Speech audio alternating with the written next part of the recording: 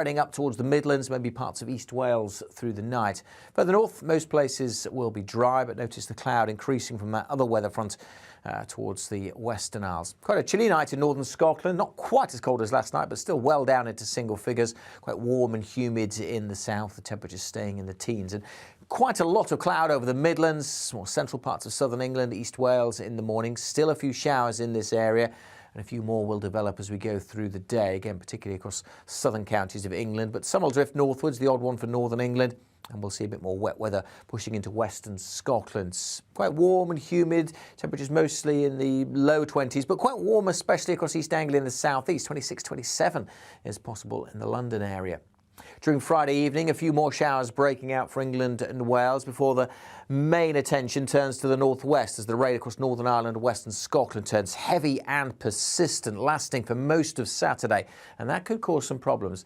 Today we issued a yellow warning for that rainfall covering parts of Northern Ireland and southwest Scotland. I say just the fact that it builds up really through the day could cause some flooding issues. Elsewhere, some heavy showers crossing eastern parts of England, but hit and miss affairs. No guarantees of rain for the areas that most need it. More showers for Wales and southwest England come the afternoon. And the weekend looking pretty showery all in all. More bands of heavy showers crossing the country on Sunday. That rain will be heavy in places with that warning in force for Northern Ireland and southwest Scotland.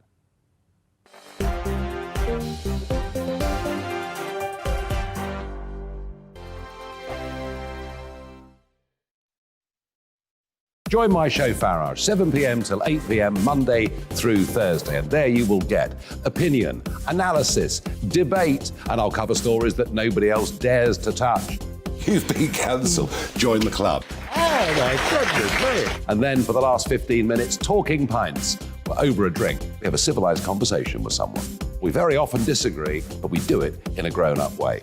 Come and join me on Farage.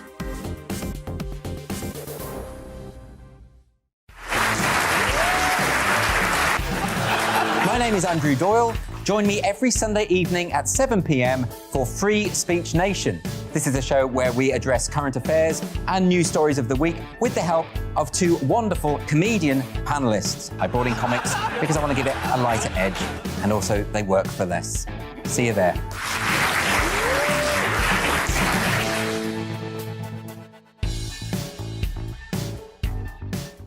Hi there, it's Stephen and Anne.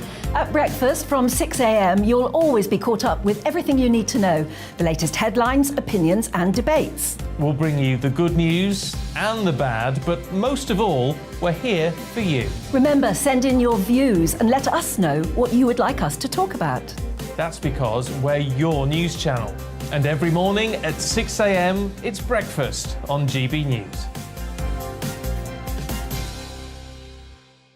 I'm Dan Wootton. Join me Monday to Thursday from 9 to 11 for the feistiest and most fun news debate on TV, where free speech reigns. I'll bring you a sharp take on the day's biggest stories, bombshell newsmaker interviews, and A-list guests. And I guarantee you, no spin, no bias, no censorship, and no reason to go to bed. That's Dan Wootton Tonight, Monday to Thursdays from 9 on GB News.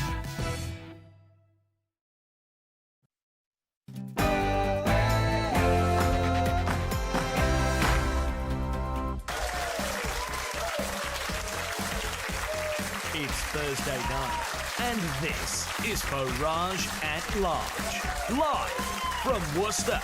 Please welcome your host, Nigel Farage. Well, good evening, it's Farage at Large in Worcester, another very enthusiastic crowd.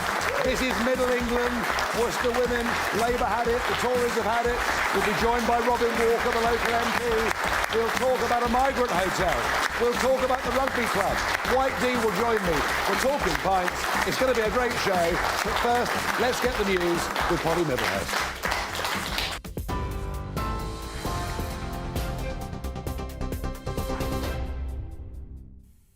Nigel, thank you. Good evening to you. Police investigating the murder of 9-year-old Olivia Pratt-Corbell in Liverpool say 2 guns were used in the shooting.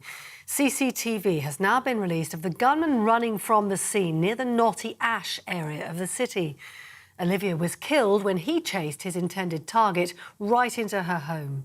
Police say they were not known to the family. Detective Chief Superintendent Mark Keeman renewed an appeal for more information from the public. It is beyond comprehension how anyone could protect or harbour a man who's responsible for killing a 9-year-old child. This man is toxic. He is toxic to our communities, and if you're protecting him, he's toxic to you and your family. I want you to place the loyalty that you have towards your family above the loyalty that you may have to this man. Meanwhile, in other news today, Boris Johnson has promised £700 million in funding for the Sizewell C nuclear power station in Suffolk. In his final major policy speech as Prime Minister, he said he was confident it'll get over the line in the next few weeks. He believes the new power plant will help this generation as well as the next. This project will create tens of thousands of jobs, but it will also power 6 million homes. That is roughly a fifth, 6 million homes, roughly a fifth of all the homes in the UK. So it will help to fix the energy needs, not just of this generation, but of the next. Well, hoping to ease some of the pressure on energy prices this year, the Chancellor, Nadhim Zahawi, who's been on a visit to the United States, says he hopes G7 ministers will agree to a price cap on Russian oil exports. So I think if we can get this over the line, it will go some way to helping us make sure that there isn't an oil price shock next year, which will impact all of our citizens, of course. And I think we need to continue to coordinate and work together on gas as well. Now, tens of thousands of rail workers will take part in another round of strikes as part of an ongoing dispute over pay. The RMT union has announced industrial action will be staged on the 15th and 17th of September. And yesterday, 2 other unions announced their members will also walk off the job this month. And lastly, the Met Office says this year's summer in England ties with the record-breaking heat set 4 years ago.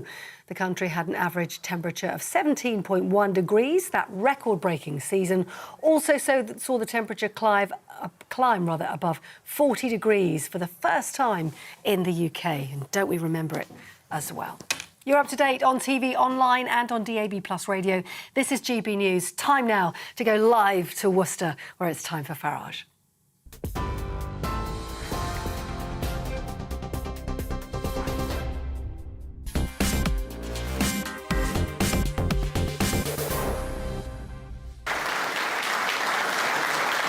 Good evening from Worcester. Yes, it's Farage at Large, and we have come to the city of Worcester, in the heart of England. This is Middle England. We're in the West Midlands, of course, and this part of the world is the best political barometer you can ever have. Of that, there's no question.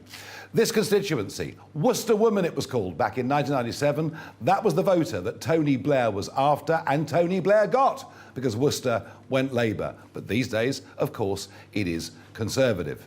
If the Conservatives were to lose a seat like this, there would, without doubt, be a Labour majority at the next election. Now, of course, we have a new Prime Minister coming in next Tuesday, and he or she are going to face, I think, the biggest and most frightening in-tray any PM's had since Winston Churchill back in 1940, and I'm not exaggerating. And one of the big problems they face is they got a whopping majority on the back of Brexit, and in particular on the back of controlling our borders. Now, we're a long way from Dover. We're a long way from the English Channel, and you may think voters in Worcester wouldn't care too much about the issue, until, of course, you go to the Founds Hotel here in Worcester, which very recently became a migrant hotel. 124 people who recently crossed the Channel are there in that hotel, and it's for everyone to see in this city. And that in a place that has got a housing waiting list of nearly 3,000 people. These really are issues that put Conservative members of Parliament, and indeed Conservative governments, very much on the spot. That, of course, is even without mentioning the cost of living crisis, where we don't yet know what the government is going to do. Now, in every way, I could not be in a better barometer constituency just a few days before a new Prime Minister comes in. I'm here with an enthusiastic crowd in Middle England, and my audience question for you at home is, will Middle England hold for the Conservatives at the next election? Please give me your thoughts. Farage@gbnews.uk. Now, Mark White, our Home and Security editor, has today been out with the police in Suffolk. He's been out on an operation looking at growing drugs and crime problems that are happening in all English counties. And this has a direct correlation with the thousands, and I mean thousands, of young Albanian men that have crossed the English Channel in the last few months. Take a look. If you boys could go towards Freshfields, me and Sophie will get on the bridge. These officers are racing to intercept a vehicle believed to be involved in organised crime. Vehicle moves into lane 1. We've got 2 vehicles for cover. Speed still approximately 60 miles an hour. They've caught up with the vehicle on the A14 near Newmarket and are waiting for other police units to catch up so they can stop it. Keys out of the ignition. Keys out of the ignition. Great. Have you got a driving licence for me, please, mate? You're disqualified. The man has told the officers he's Albanian, one of many from the Western Balkans these officers are encountering as they disrupt organised criminal gangs. Having stopped the vehicle, the driver is now detained and the Sentinel teams are beginning a search of the car. They're expert at this, they know what they're looking for. And what they're looking for is anything that's potentially connected to the drugs trade. It doesn't take them long to find it. Basically got all the equipment you'd need to set up your own little grow, in effect, for a cannabis sort of factory. Is this what you're seeing time and again increasingly now, like other forces, that the Albanian organised criminal gangs are moving into these areas? No, they are. They certainly seem to be on the up. The posters in the office provide a graphic illustration of the growing involvement of Albanian criminal gangs in the drugs trade. Of the 9 recent convictions, 7 are Albanian. I'm very concerned about it. I want to make it quite clear, I'm not saying that all Albanian people are bad, because clearly they're not. But the reality is there is a disproportionate level of Albanian criminal gangs operating in East Anglia and in Suffolk. In an upstairs flat, rooms full of cannabis plants, 150 in total. They would eventually have yielded £150,000 in street-level sales. Well, we've got enough drugs problems, enough violence problems, enough crime problems in this country already without it being added to. I feel really angry when I see what's going on. Now, I'm joined by Robin Walker, Conservative Member of Parliament for Worcester. Welcome to GB News. Welcome to the programme. You're here in front of your constituents. And, of course, there's one burning question here, and it's not even the Founds Hotel. We might come to that. What on earth is going on with Worcester Warriors? The rugby, a premier rugby team, cup winners this year, and now it looks like players' contracts have been breached. There could be a mass walkout. The first game of the season is due in a few days. What's happening? It's a massively worrying situation. This is a great club, and this is a club in which Cecil Duckworth, who's a local entrepreneur, made all his money locally, reinvested it in the community, and enabled the Worcester Warriors to become a Premiership-level club. They've been a fantastic success for the city. They've been a great draw for the county, but they're now in a situation where they seem to be financially on the brink. The current owners promised everybody they would make payroll today, seem to have failed to do so. And I'm hearing from players and from their families, but they simply haven't been paid. That is totally unacceptable. Well, and what we need now is we need a situation in which this can be sorted out quickly, crucially with the future of the club and professional rugby at Sixways at its heart. And I think whatever happens now, I want to make sure that keeping professional rugby at Sixways is at the heart of it. Could it be the developers have got their eyes on the ground? It could well be, and that's one of the reasons why I got together with the councils locally, and we put out a joint statement last week to make it very clear that whilst there is scope for development around the site, we're only going to be able to support development if it benefits rugby and the community. So I think it's vital people understand there is no benefit from trying to split this I mentioned that. Sell the land off. I mentioned that, Robin, because there is a housing... it's not just Worcester, but there is a housing crisis in this country. Nearly 3,000 people here on the waiting list, frustrated. And you saw the video that we just produced about Albanian gang crime on the rise in every county in England. Of that, there is absolutely no doubt. Your government elected to take back control of our borders, and it isn't just the fact that 50 or 60,000 people will cross the Channel this year. It's that Albanians are coming in such huge numbers, openly saying they're coming to join the illegal drugs trade in this country. As a Conservative standing for re-election, what do you say to your constituents on that? Well, I say any form of criminality needs to be dealt with seriously. That's why we're increasing police numbers, and that's why I think we do need to take drugs crime seriously. I've been out with the proactive unit of the local police. Well, we're adding to the problem. The Channel crisis is adding to the problem. Lines issues. With regard to the Channel issue, we all want to make sure that these illegal crossings stop. We want to protect people from these traffickers who are taking advantage of that, and that's why we've had major policy announcements such as the Rwanda policy to try and deal with that. But we need to make sure that we have a robust legal system, and that's also why I think it's been one of the things both the candidates in the Conservative leadership contest have been very clear about. They're willing to take tough action to take control of this situation and to ensure that the crossings stop. But we also need to address housing need, and I know locally from my inbox that we do need more affordable houses. We need more affordable houses, not all over the greenfields, not on greenfield sites like the sites around Six Ways, but actually in our cities. And one of the things I've been campaigning for, we got money from the government through our towns deal, is regeneration in Worcester, in the area around Shrub Hill Station, at the heart of the city. You're going to need it. Opportunity for more. You're going to need it because the Channel aside, 1.2 million people were given visas to come and live in Britain last year. I mean, the population is rocketing. House building is nowhere near it. I put it to you on the Channel quickly. The only way we're going to stop this is by leaving the ECHR. I think we can make our own British Bill of Rights and we can toughen the position. Rishi Sunak has said he wants to redefine asylum seekers in a way which is actually more in line with the ECHR, less in line with the EU. There are approaches to this that we can take. We'll see. I think we need to make sure. We'll see. But thus far, every promise of Priti Patel has failed. Now, you voted Remain in the referendum. This constituency was pretty much in line with the rest of the country. It is, as I said earlier, it's Middle England. It's a great barometer. You accepted the Brexit result after the referendum, which some didn't.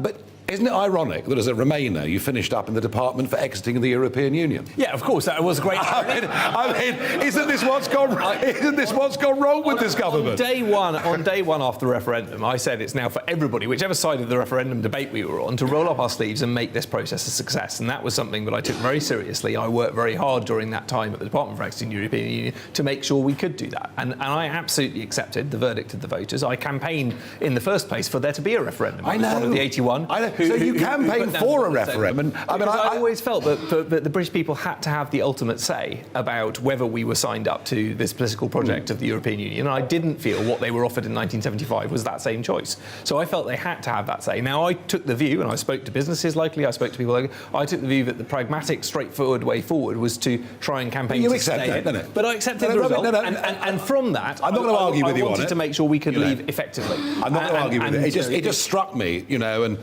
if the bookies are right and Liz Truss wins on Tuesday, we get a Remainer as Prime Minister. Yes. Now, energy policy. This completely bonkers drive towards net zero. We import huge amounts of gas. We're still importing coal from Australia. We import oil. This country could easily have been self-sufficient in energy. It's been the choice of the Conservative government for the last 12 years not to be. That has impacted on the cost of living. What needs to be done? We need to generate more of our own electricity and energy. That's absolutely true. And we need to do it through both nuclear and through renewables. Yes, I think we should also be looking at gas where gas can help fill the gap. But I think, crucially, we can't ignore the fact, and your news just picked up on the high temperatures, but climate change is actually happening. We do need to have global action on that. So will the Chinese play ball in your opinion? What we want to make sure is that we're not offshoring these problems. That's exactly what I was coming to. I think when you raise the point of coal, there's some interesting arguments around coking coal, which we need for our steel plants. I'd far rather we were developing that domestically rather than shipping it around the world from Australia.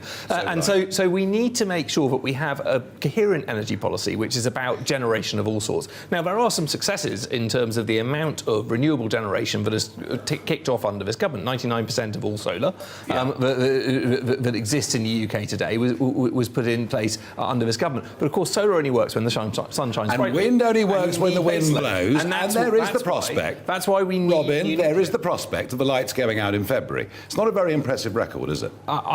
We kept the lights on to date. We absolutely need to make sure where we deal with the cost of energy, we deal with the international pressures that we're seeing, for instance, Russia's impact on the cost of wholesale gas. It's good to hear Nadeem Zahawi talking about international action to coordinate against that and to make sure we can bring those prices down. And we need to help families now with the cost of living, and that's something that I take very seriously. I mean, has this contest not gone on for far too long? I would far rather it could have been resolved even quicker, but I think, like many of my colleagues, I went to the 22 committee, I said we want to get this resolved as quickly as we can. I think it's fair enough that they want the members to have their say. I think it's vital that members did have their say in this unique situation that we're in. But if it could have been done quicker, I would have welcomed it, because we need to get on now. I think I've written to both the candidates to set out what I think needs to be done to help my constituents locally, because I think the important thing for all MPs to be doing now is to be advocating for the needs of the communities that they represent.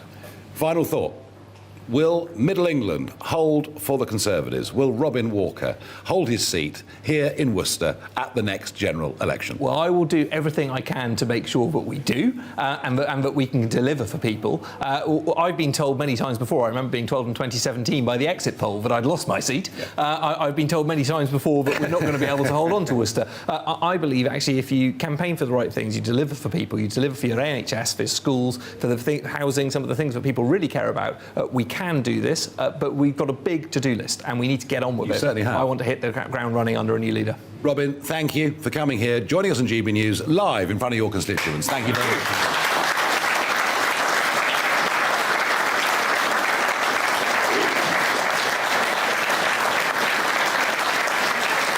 Now,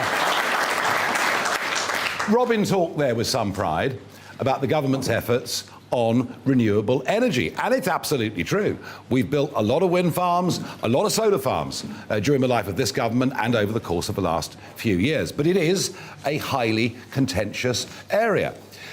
Whilst there are no solar farms inside the city of Worcester, there are in Worcestershire, and there's just been approval for a solar farm of 96 acres in South Warwickshire. And it's led to, as you would expect, some very big divisions within the council. Now, Stephen Norrie is chair of Stratford Climate Action. And Stephen, you are very much in favour of this solar farm. I understand that. I understand why. You think net zero is a very important thing for us to get to.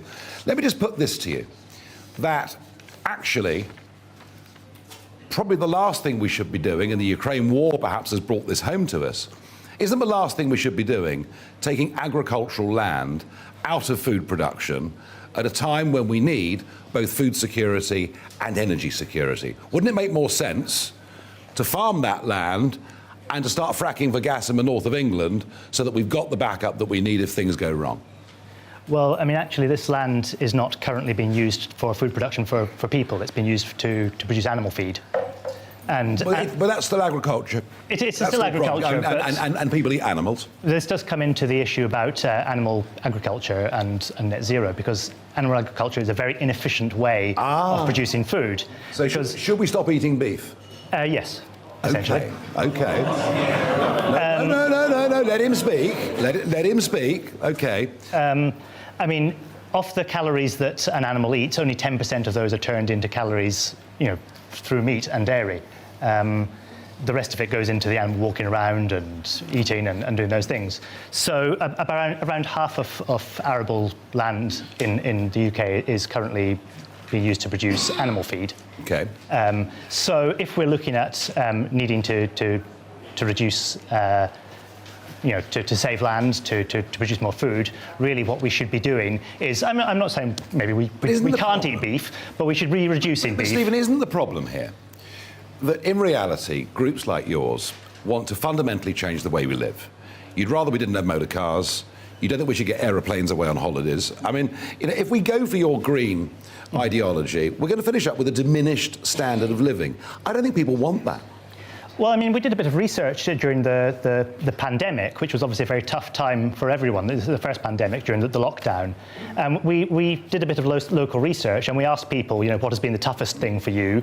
about the lockdown and what's been the best thing for you about the lockdown. And, you know, the results were pretty startling. I mean, most people said the toughest thing was we can't see our families. You know, we want to see our families, we want to hug our families and things like that. But people did say, well, we really like the fact there aren't cars on the road. We really like the fact that we can breathe the air and we can taste fresh air. We like the fact that... go back and live in caves, Stephen. Is that where we're really going with this? Well, I mean, if you change the transport system so that the people are cycling more, so that you've got more electric vehicles, so you've got more public transport. I like my car. Well... I enjoy driving my car. There are 36 million of us in this country that drive cars. Look, isn't the truth of it? I understand what you're saying. And I mean, you know, do you go along, by the way, with this sort of apocalypse vision? There was a book review. It's called An Inconvenient Apocalypse. Appeared in The Guardian today. And the authors say the only way that the world can survive is if we shrink the population by 2 or 3 billion. I mean, is that the agenda? No, I don't really go along with that. I think population is going to have a very limited effect on emissions.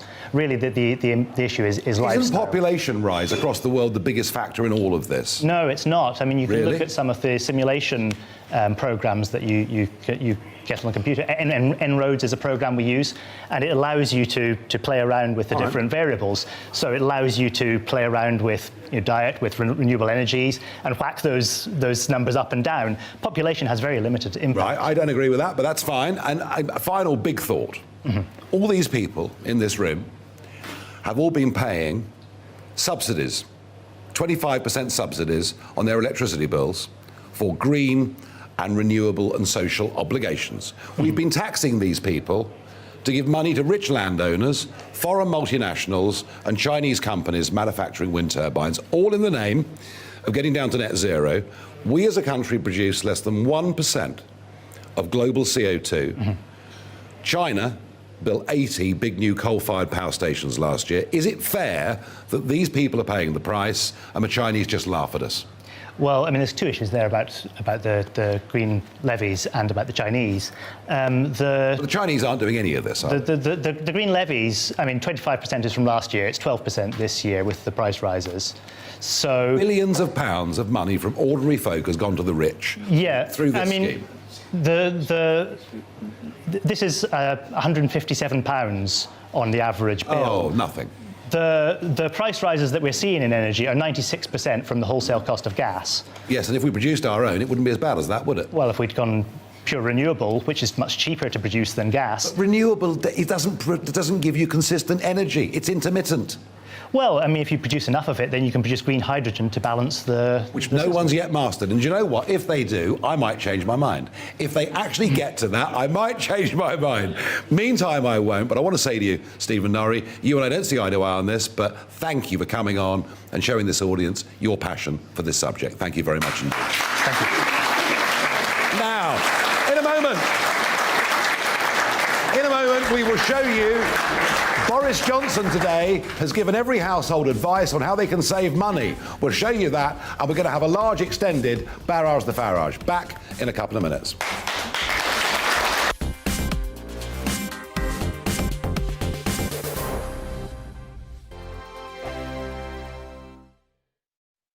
Join my show Farage, 7 p.m. till 8 p.m. Monday through Thursday. And there you will get opinion, analysis, debate, and I'll cover stories that nobody else dares to touch. You've been cancelled. Join the club. Oh, my goodness me. And then for the last 15 minutes, talking pints. We're over a drink. We have a civilised conversation with someone. We very often disagree, but we do it in a grown-up way. Come and join me on Farage.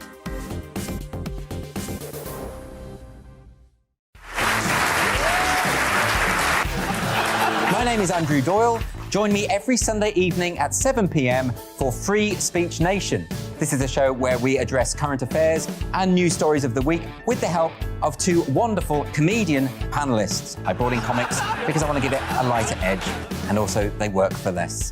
See you there.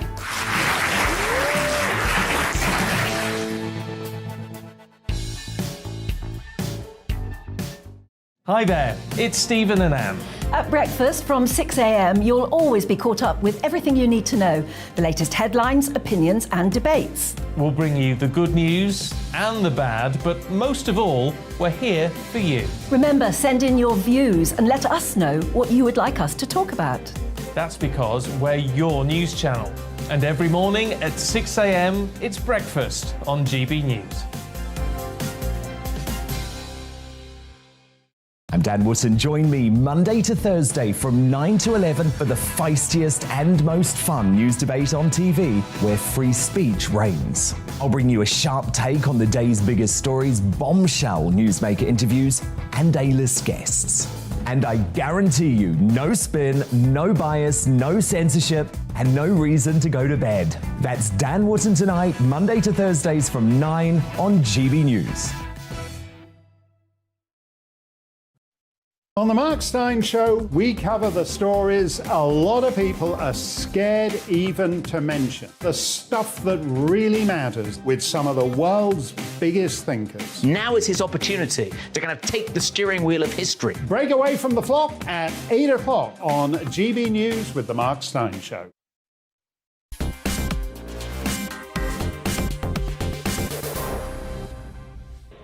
Welcome back. Now, your thoughts at home. Can the Conservative Party hold Middle England? Can it hold cities like Worcester? Your thoughts on it. Stuart says, not without some very quick action. Barry says, the corrupt, incompetent, law-breaking Tories are toast. I think he may have a bit of a vested interest in that one. Neil says, illegal economic migrants must stop. Energy costs under 2 years need to be sorted, or there'll be no Tory vote from me. Saying this, I could not vote Labour. One viewer says, nope, it's the end of their reign. Now Boris has gone. There are still some very strong Boris supporters out there. Another says, the Tories are sadly finished, and they've only themselves to blame. And I'd rather share that. Whoever the next Prime Minister is, I hope in the national interest they do a fantastic job, a better job than they've been doing for the last few years. Right. Boris Johnson today was there in Suffolk, and of course the government's putting the first 700 million into the Sizewell C plant. But he had some advice for all of you at home how you can save money. This is a real What the Farage moment. If you have an old kettle that takes ages to boil, it may cost you £20 to replace it. But if you get a new one, you'll save £10 a year for every year on your £10 a year every year on your electricity bill. Well, there you are. There you are. It's all sorted. Just go and buy a new kettle, everybody. You'll save a tenner. Your problems will be over. Goodness gracious me. Let's get on with Barrage the Farage. I know who you are. I've no idea what you're going to ask. We'll start with Peter. Good evening. Good evening, Nigel.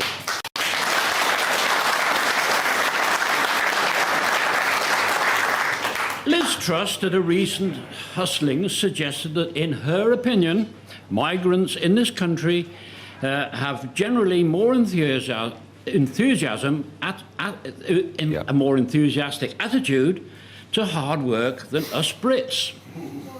Do you share this view? And if so, how would you redress it?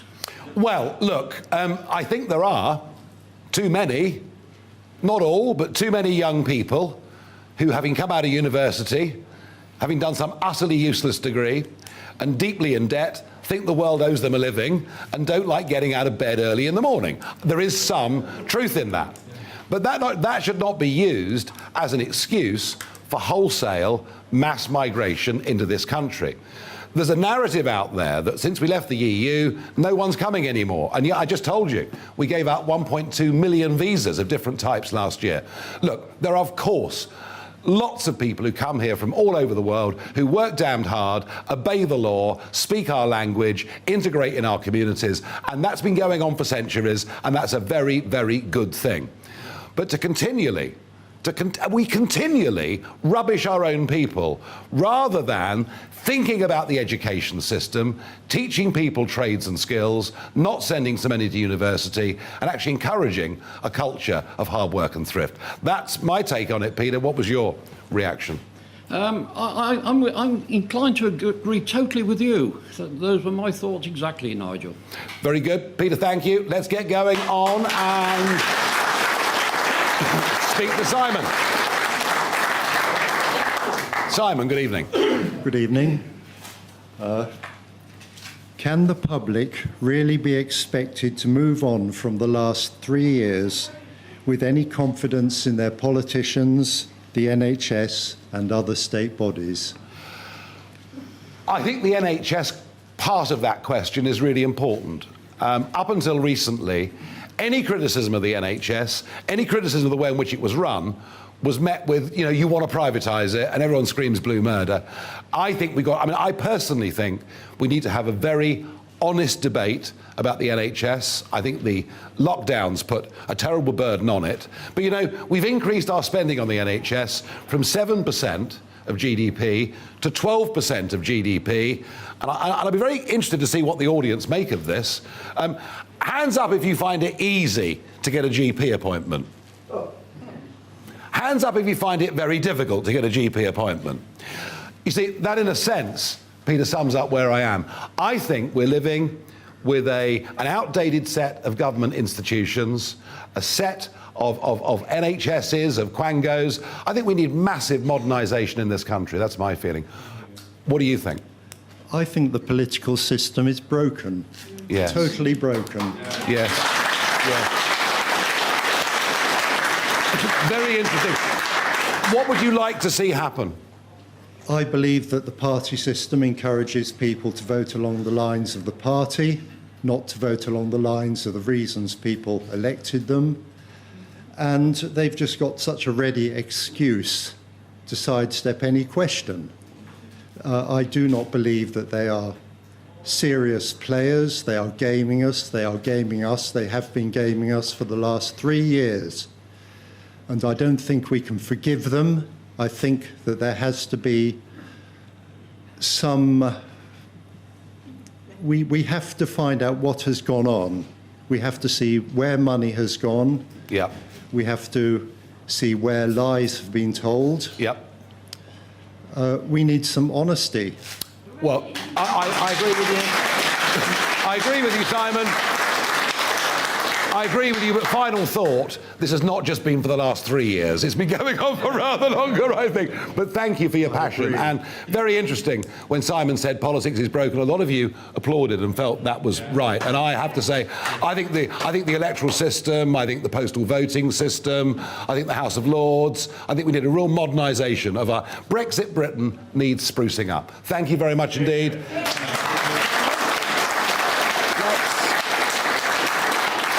Let's get Phil to the microphone. Phil, good evening. Hi, Nigel. Welcome to Worcester. Thank you. I agree with you that the key to solving the energy crisis is energy security in this country. But in the rush to consider homegrown energy solutions, such as new nuclear or fracking, both of which have serious questions to address, I fear the potential of others, such as biomethane, is being overlooked. Farmed grass crops, for example, could provide feedstock to produce gas and fertiliser, and could also revitalise British farming.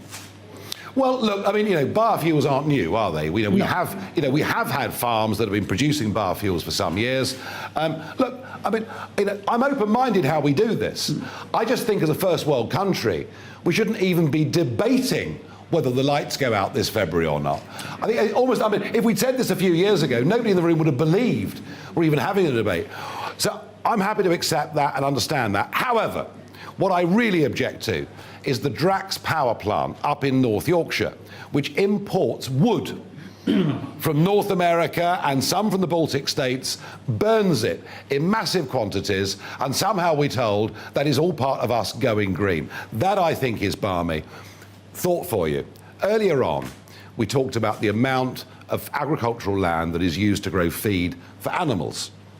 And the argument was, that was inefficient. Couldn't I put the same back on you? If we produce biofuels on land, shouldn't we be thinking perhaps about growing food on that land?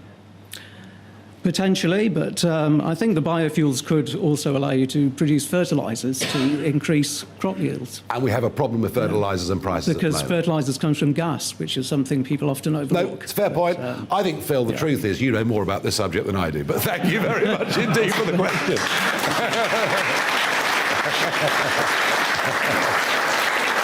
David is next up. David, hello. Good evening, Nigel, and great to see you again. Thank you. Is there any politician in the UK likely to reprise Donald Trump's call by wanting to make Britain great again? Simple steps. Exit the ECHR. Yes. Cancel the Northern Ireland Protocol. Yes. Start deporting illegal immigrants. Yes. And rethink the green agenda. Yes. Yes.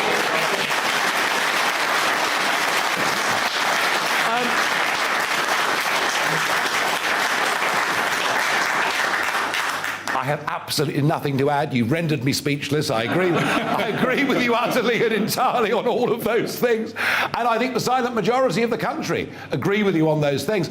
And this is part of the problem. You know, earlier on, Simon said our system is broken, politics is broken. Didn't the Brexit referendum show you how out of touch Westminster, the media, the BBC, and all of these people were? I think on all of those questions that you've just raised, there would be a settled majority on all of those things, yet we're not getting them. Let's see who stands on the steps of number 10 next Tuesday. Let's see if the next great British leader is on their way. Let's see if he or she can be it.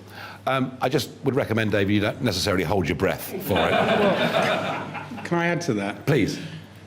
I can't think of any UK politician that's capable of doing any of this, but I can certainly think of an ex-one. And I'm looking straight at him.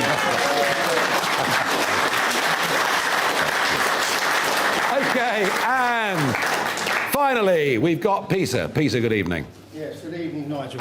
Nigel, not many evenings pass without you quite rightly commenting on the national scandal of the boats crossing the Channel, assisted by our own RNLI. The government appears powerless to do anything to stem this armada of boats. So what would you do if you had the power? What would you do, apart from ECHR, what would you do to actually halt this armada of boats? Yeah, and look, frankly, the whole thing's becoming a national humiliation. It was bad enough before. Now it's thousands of Albanians. Albania's a NATO member. It's an EU applicant member. It's been at peace for a quarter of a century. And it advertises in the Sunday newspapers that there are tens of thousands of Brits there on holiday at the moment. It's what ludicrous. are you going to do? What would My you inspiration for all of this is Tony Abbott. Tony Abbott was the Australian Prime Minister. They faced the same problem. Yes. They tried offshoring, they tried several things, and in the end Tony said, look, you know what? You come to Australia via this route, you will not be staying. And he literally took the boats and towed them back to Indonesia. Yeah. He was condemned by the EU, condemned by the United Nations, condemned by the great and the good. But you know what happened? They stopped coming. The boats stopped coming. But could we do that to France? Could we return them? Yeah. Frankly, I think we're going to have to. I think we're going to have to. Let's hope you're right. I think we're going to have to, and we'll be told we've broken international law. We'll be told there's a threat of a trade war. We'll be told all of those things. But it's absolutely clear, unless we get rid of ECHR, unless we redefine what the UN from 1951 calls a refugee, which basically means anyone that's poor. Unless we redefine these things, then we will never solve this problem. And I want to make this point. To legally come to Britain now is an expensive, lengthy, difficult process, and it should be. Getting a British passport, coming to live here, should be a great prize and a great aspiration for other people around the world. And they come here, they learn the language, they work damned hard. And for them to have gone through all that, to have paid for all these things, to see people crossing the Channel illegally, being put up in generally four-star hotels, not only getting NHS doctors, they even get dentists, which almost nobody can. And so, you know, it isn't just the settled population that object to this, it is those that are here legally as well. We're going to have to take very radical action. And if the French scream and the EU scream, what the hell? What the hell, I agree with you totally. Thank you very much indeed. Now, okay, it's time in a moment for Talking Pints. I'll be joined by that West Midlands legend, White Dee. She'll be here in a couple of minutes' time.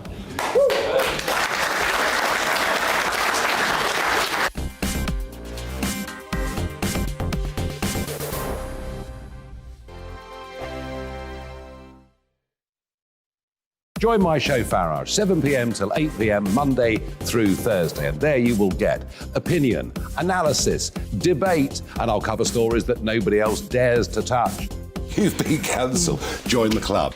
Oh my goodness me. And then for the last 15 minutes, talking pints. We're over a drink. We have a civilised conversation with someone. We very often disagree, but we do it in a grown-up way. Come and join me on Farage.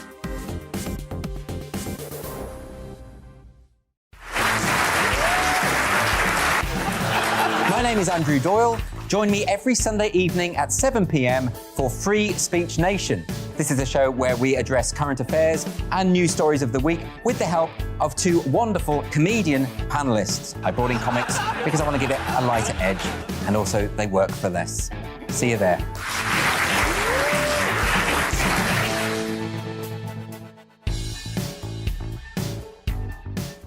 Hi there, it's Stephen and Anne. At breakfast from 6 a.m, you'll always be caught up with everything you need to know, the latest headlines, opinions and debates. We'll bring you the good news and the bad, but most of all, we're here for you. Remember, send in your views and let us know what you would like us to talk about. That's because we're your news channel. And every morning at 6 a.m, it's breakfast on GB News. I'm Dan Wootton. Join me Monday to Thursday from 9 to 11 for the feistiest and most fun news debate on TV, where free speech reigns. I'll bring you a sharp take on the day's biggest stories, bombshell newsmaker interviews, and A-list guests. And I guarantee you, no spin, no bias, no censorship, and no reason to go to bed. That's Dan Wootton Tonight, Monday to Thursdays from 9 on GB News.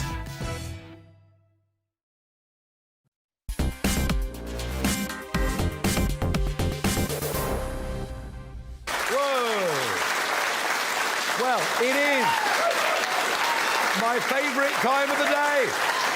Yes, it's Talking Pints. And it's the first, I'm looking forward to this, and I'm joined by, I'm somewhat intimidated, but I'm gonna, before I properly introduce you, let's see a clip of White Dee in action. Over the course of a year, I'm pregnant! through good times and bad, Move on! life on James Turner Street I've never lived without my kids, ever. would be challenged like never before. It's not all about money. You could have all the money in the world and have nothing compared to what we've got around here. There we are. White Dee, welcome to Talking Pints. Great to see you. And you too. Great to see you. Thank you.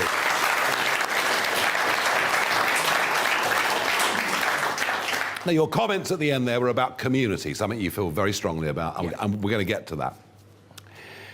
How did Benefit Street pick you? How did it all happen? They just picked a road and you were part of it? What happened? It's really sort of kind of surreal, really, because apparently they were scouting in the local job centres to see if they could find anybody who sort of had the community spirit.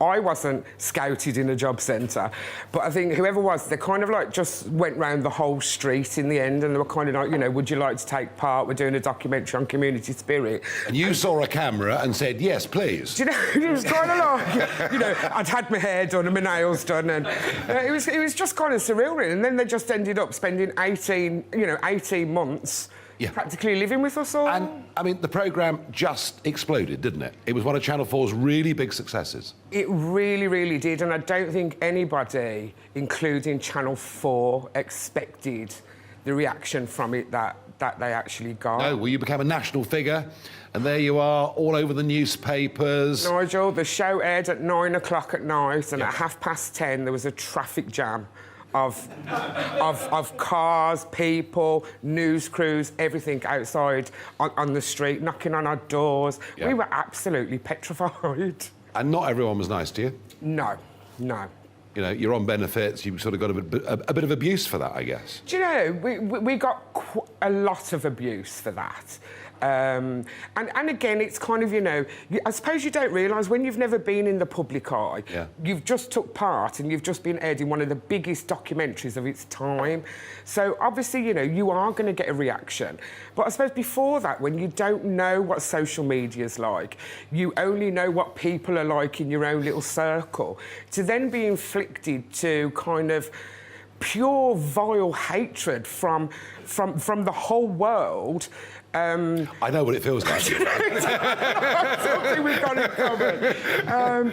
But then, but in a way, that hatred was kind of outbalanced then by the niceness, because there was also so many people out there who kind of saw past the kind of, well, hang on a minute, they're just normal, everyday people. But Dee, to be chucked into this. Yeah. As you say, people knocking on your door, tabloids wanting all sorts of unpleasant stories, all the stuff that goes on. When it was over, were you given support? Were you given help? Or were you just used and dropped? Do you know, and I think this is the thing, it's kind of because nobody actually expected the reaction that it got. We had ex-SAS security parked on either end of the road because obviously there were threats to kill, threats to kidnap, you know what I mean? It was kind of like, and things like that. But no, the support kind of, and I'm still adamant the support wasn't there. So we've just gone from being kind of like, people, normal people on a street in the middle of Birmingham, to being absolutely thrust out there and abandoned. Well, don't worry, GB News won't abandon you. I absolutely promise you. I promise you. So I just took myself off into the Big Brother house for a break. Well, that is what I can't believe. You go into Celebrity Big Brother after all of this. Why? You are a glutton for punishment. Do you know, and this is the God's honest truth, I'll tell you why. Because there were so many people out there saying, who does she think she is? She's not a celebrity. She shouldn't be in the Big Brother house. So my kind of motto was, do you know what? I never asked them to go in. They've asked me. So the more people that said she shouldn't be there, I thought, well, watch this space. I'm going in. So I went in. But I also went in, I think, for a break, because you had no contact whatsoever with the outside world, and it was absolutely amazing. Well, I have to say, I've been asked to go in several times, and I have refused. It's coming back, Nigel. I know, they're going to ask me again. What I like, Dee, and it was that last clip we showed on the reel earlier, you're a great believer in community, in people being with each other, common cause, helping each other. And you've used your fame, and I think pretty effectively. You've set up Birmingham Says No, and you're there fighting against extreme poverty, violence, drugs gangs, and in particular, knife crime. Yes. And all we ever see on the national telly is London and knife crime. It's as if the only place where knife crime happens is London. Now, the horrible murder using a gun of a 9-year-old the other day in Liverpool has made us think. But the truth of it is, it's just as bad in Birmingham, all this, isn't it? It is really bad. I mean, obviously, from setting up this group, I've set it up with a friend of mine, Rachel Warren. She's a school teacher in a school in Handsworth. Now, we've kind of like it come about because the reality of it is that I, myself, and my family are victims of knife crime. We had someone break into our house and basically come for me and my partner at the time while we were in bed with a knife and this, that, and the other. And after a 4-year manhunt, shall we say, he's actually up for sentencing now on the 5th of September. Oh, wow. But kind of like from our own sort of trauma, it's about being there for young people. They're the forgotten element, to be fair. And it's like saying, my son, he's 15 years old. In the past 18 months, 4 of his friends have been killed by either being stabbed or shot. And that's under 16-year-olds. So we've got societal breakdown. Yeah. We've got police who many of us are losing confidence in. We don't see them. The community, I think, the relationship between communities and the police force are at absolute zero at the moment. You're absolutely on the ground with this. Yeah. You've dedicated yourself to this, and I admire you for using your fame to do this. I just got to ask you, can we improve things? Can we make this better? You see, the situation with regards to knife crime and youth violence at the moment, there are so many people out there who champion the fact that, you know, we can put an end to this. My personal mindset is, no, we can't. Because, you know, it's like, are the police doing enough? Are the government doing enough? So what do we do? See, this is the problem. What do we do? I don't actually know the answer. But what we do, as Birmingham Says No, is we're there to support the people who maybe have been caught up in gang life, who do want to get out, but also to empower and to be there for young people who aren't in gang life. Okay, so you can help individuals, and you can do that. You can't solve the whole problem. And I you know, maybe that was an unfair question in a sense. No, but I see where you're coming from. Do you know, if only we could. But you know, in my mindset at the moment, is kind of like, you know, saving one young person is better than saving no young people. Yes. And that's kind of how we take it. It's baby steps. We're taking baby steps in just this complete epidemic that's just taking over the whole of the country. And 8 years on from suddenly being on the telly and all over the newspapers and people loving you and people hating you, how's normal life? Is there any normal life now? You know, when you go to the shops? Do you know, nobody will come to a shop with me, Nigel. And it's really weird because I still find it so surreal because it's like you said, it's 8 years on. Yeah. Do you know what I mean? And then kind of, you know, when you get thrust into it, I mean, you know, come on, the naivety was there. I did the, you know, let's go to Magaluf and live it up and things like that. But that's kind of like... Nothing wrong with that. I mean, when you sit down and kind of think about it, it's like, come on, Dee, do you know what I mean? You know, you've got 2 kids, do you know what I'm saying? So that's sort of, you know, the mum took over the stupidity and the going with the flow. But I still kind of find it really surreal when, you know, I'm being kind of like followed up and down the aisles of you know, the local supermarket. Yeah. I won't name drop, but... but it's all nice, do you know what I mean? It's so what fine. next? What next? I mean, you've obviously got your campaign, but what next? What is your next TV extravaganza? See, I haven't got a TV extravaganza planned. I'm very behind the scenes now. Like I said, you know... I don't believe that. I am. No, And here I am on TV. Don't believe a word of it. It's nonsense, folks, isn't it? It's absolute nonsense. Well, I don't know if my ankles would take a pair of ice skates. Do you know what? If you're not looking for the next big TV programme, I'll tell you something. The next big TV programme will be out there looking for you. And I want to say, White Dee, thank you for joining me on Talking Pints. Thank you. You're welcome.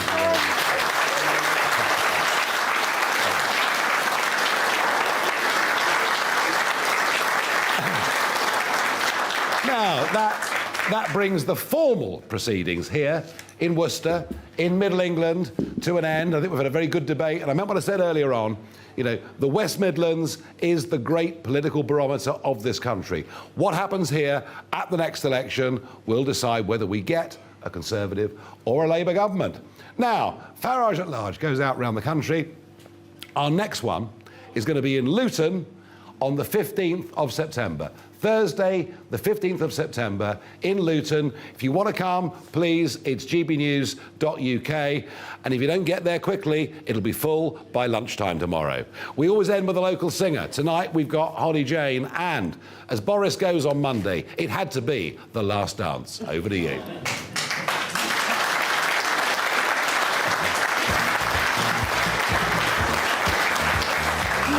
Dance for love.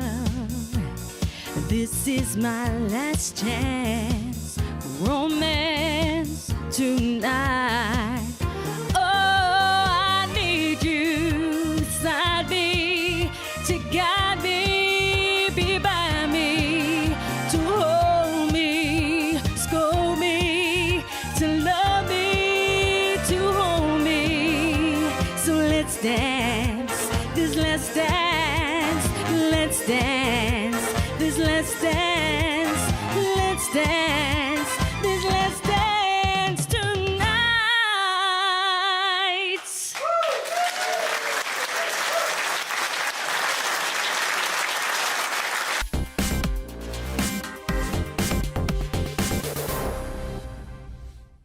Good evening, I'm Alex Deakin with your latest weather update from the Met Office. The weather's definitely on the change. A few more showers around tomorrow. Still some sunshine, still quite a warm and humid feel, but weather fronts are approaching, one from the northwest and one from the south. That's really going to mix things up as we head into the weekend. For the time being, though, most places having a fine Thursday evening. There are one or two scattered showers across the south from this first weather front, even a few heavy ones here and there. We'll see a few more spreading up towards the Midlands, maybe parts of East Wales through the night. Further north, most places will be dry, but notice the cloud increasing from that other weather front towards the Western Isles. Quite a chilly night in northern Scotland, not quite as cold as last night, but still well down into single figures. Quite warm and humid in the south, the temperatures staying in the teens. And quite a lot of cloud over the Midlands, more central parts of southern England, East Wales in the morning. Still a few showers in this area, and a few more will develop as we go through the day, again, particularly across southern counties of England. But some will drift northwards, the odd one for northern England. And we'll see a bit more wet weather pushing into western Scotland. Quite warm and humid, temperatures mostly in the low 20s, but quite warm, especially across East Anglia in the southeast. 26, 27 is possible in the London area. During Friday evening, a few more showers breaking out for England and Wales before the main attention turns to the northwest as the rain across Northern Ireland and western Scotland turns heavy and persistent, lasting for most of Saturday. And that could cause some problems. Today we issued a yellow warning for that rainfall covering parts of Northern Ireland and southwest Scotland.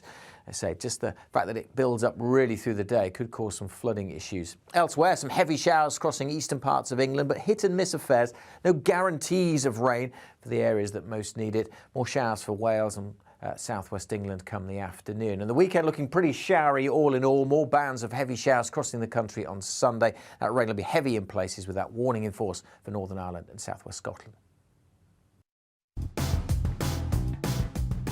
Coming up on Dan Wootton tonight, after Meghan Markle sparked outrage in South Africa and across the globe by comparing herself to Nelson Mandela, I'll be joined by the man who led his nation's dismay. The civil rights hero's grandson and South African MP Mandela Mandela hits back at the deluded Duchess in a world-exclusive interview. Plus, Voice of the People Charlie Lawson and unfiltered funny man Jim Davidson sound off on the issues that matter to you, and I'll break down the day's biggest developments with my superstar panel, Conservative commentator Dominique Samuels, former Tory London mayoral candidate Sean Bailey, and the author and journalist Amy Nicole. That's Dan Wootton tonight, Monday to Thursday from 9 p.m. till 11 p.m. on GB News.